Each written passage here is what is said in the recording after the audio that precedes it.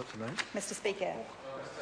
I call the honourable member Holly Walker. Thank you, Mr Speaker. Well, I guess we can start on a good point, and that is that it is good to see that the government has finally realised that there is a housing crisis going on in New Zealand. It's taken them long enough, Mr Speaker, but they've cottoned on. And they've cottoned on to the fact that that crisis is particularly apparent in Auckland. Now, we have known for some time, and we've been saying in this House for some time, that Auckland needs approximately 13,000 new buildings, new homes, to be consented and built each year in order to keep up with the growth and the population change and the demand for housing in Auckland. And yet, over the last several years, the average has been only between 3,000 and 4,000 new homes built each year, nowhere near enough to keep pace with the demand for housing in Auckland, and that has created a crisis. It means that home ownership is increasingly out of reach for young New Zealanders and first home buyers, Mr Speaker. And just last week, we had reported the staggering news that the average house price in Auckland was $735,000. Which is certainly a pretty high bar for your first home buyers. And that's up 12% over the last year. Now, the Minister, when he spoke earlier in this debate, talked about interest rates, and he said when interest rates are low, house prices are low, and he was very proud to be part of a government that had presided over very low interest rates. And yet, Mr Speaker, the average house price in Auckland has increased 12% in the last year and is now $735,000. And it's forecast to reach $1 million in the next 3 to 4 years. $1 million, the average house price in Auckland. Mr Speaker, this is a crisis situation, and the government has finally cottoned on, and this bill is its attempt to do something about it. Now, we've been saying for a long time, Mr Speaker, that to solve this crisis, the solution is to increase the supply of housing. And the government has finally cottoned on, and it is at least attempting to do something about the supply side in this bill. This bill, indeed, is the government's answer to the supply of affordable housing. And the first thing I think we have to say about this is that it's nowhere near enough, and it never will be enough without a dedicated government house building program and houses that are set aside for progressive ownership for young families and first home buyers to give them a foothold onto the property ladder. Unless this bill incorporated something like that, it could never be enough to address the urgent supply crisis that we have. Now, Mr Speaker, the Green Party will oppose this bill at the first reading, but we will listen carefully and contribute constructively to the debate at the Select Committee with an open mind. But with the limited time that we have had to consider this bill, we can't support it at first reading because it raises a number of significant red flags for us. And the first of those is that it is modelled, as the Minister said in his speech, on the Hobsonville model. And I thought we could perhaps go into that a little bit, because the Hobsonville model, in my submission, Mr Speaker, is hardly the model you would want to roll out across Auckland and across the country for the provision of genuine affordable housing. It could have been when it was first established. Indeed, it probably was the model you'd want to roll out, because when it was first initiated, it was a mandated mix of social, affordable and private housing development with concurrent community development. It was a groundbreaking development, and it was a real experiment in creating both affordable homes and a livable neighbourhood in the same area.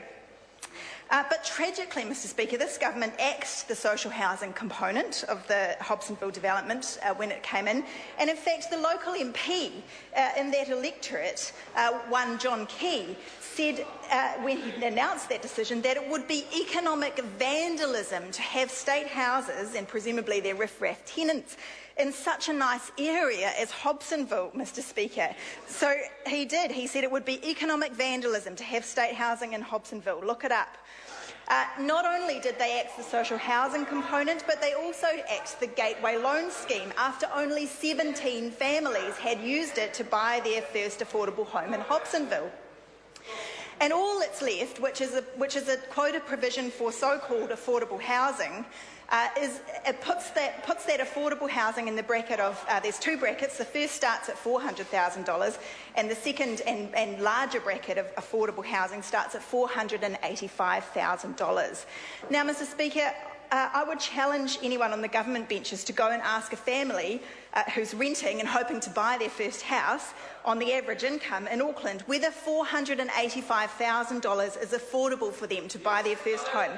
And they will laugh you out of their overpriced, low-quality rental property, Mr. Speaker. They will laugh you out of their rental property because $485,000 might be affordable for some of those on the government benches, but it is not affordable for families on the average income who are looking to buy their first home.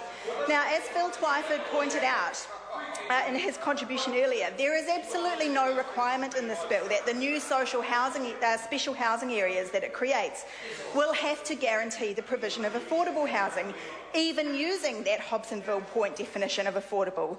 They will merely have to give consideration to the provision of affordable housing, and they may well go on and actually create housing developments that have no affordable housing component at all. There's absolutely no guarantee that this radical trumping of the RMA process that this bill contains will actually produce any more affordable housing for Aucklanders or for anyone else in the country.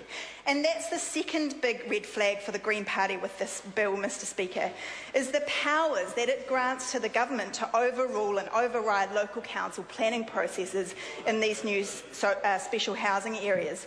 Now, we know that this bill is largely prompted by the crisis in Auckland, and we know that it's based on the Auckland Housing Accord, which was reached last week between Len Brown, the Mayor of Auckland, and Nick Smith, the Minister. And in the case of Auckland, the government and the council have indeed agreed on the terms of the accord, although I might add not without some incredibly heavy-handed tactics by the Minister to begin with. But they got there in the end, and they've now committed to work together to implement the housing accord that they have agreed. But, Mr. Speaker, this bill doesn't just apply to Auckland. In fact, although Auckland is the only region specified in the schedule of the bill for now, there is the provision that other regions of the country can be added later on based on data from Demographia and Roost about the affordability of housing in those areas. And based on that data, we might be looking at areas like Waikato, like the Bay of Plenty, like Nelson, Christchurch and Wellington, which could be some of the next areas added to have a special housing area.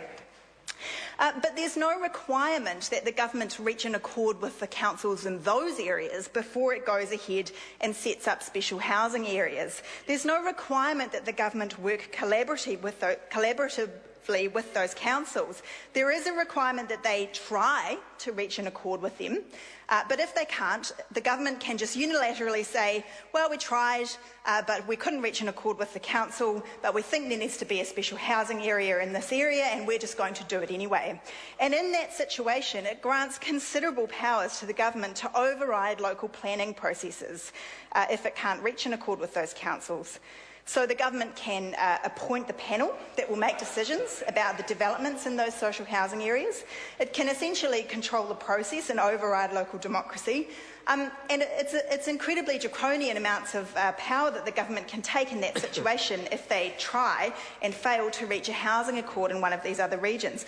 Although I suppose we shouldn't be particularly surprised by that, Mr. Speaker, given that this is this government's MO, and we only need look at Christchurch City Council and the former Environment Canterbury to see what the government thinks about local democracy and the credence that it gives to the local decision makers. So if I was in Christchurch, where indeed the housing crisis is almost as bad as Auckland, I'd be very, very worried about what the government was going to come in and do to my city under this bill. So, Mr. Speaker, we could perhaps have supported legislation to set up special housing areas in areas where a genuine accord had been reached by the government and the council working collaboratively together. But we can't support the government coming in over the top and running the process in the way that this bill allows. And there's another risk in special housing areas because since there are no quotas on affordable housing and there's no emphasis on infill and brownfields development, it's a potential recipe for sprawl, Mr. Speaker. And we've seen this government's obsession with land supply and opening up the urban fringe and rural land for housing developments, which doesn't actually increase affordability. Indeed, with the transport and infrastructure costs, it can be a real a real cost to families. So, Mr Speaker, there are a number of red flags for the Green Party in this legislation. We can't support it at first reading. We will engage constructively and collaboratively at the Select Committee. But with those red flags about affordability, about the government's powers to override local councils and the recipe for sprawl that it could potentially represent, we cannot support this legislation. I call the honourable member Melissa Lee. Annyeonghaseyo. Annyeonghaseyo, Mr Speaker. Thank you.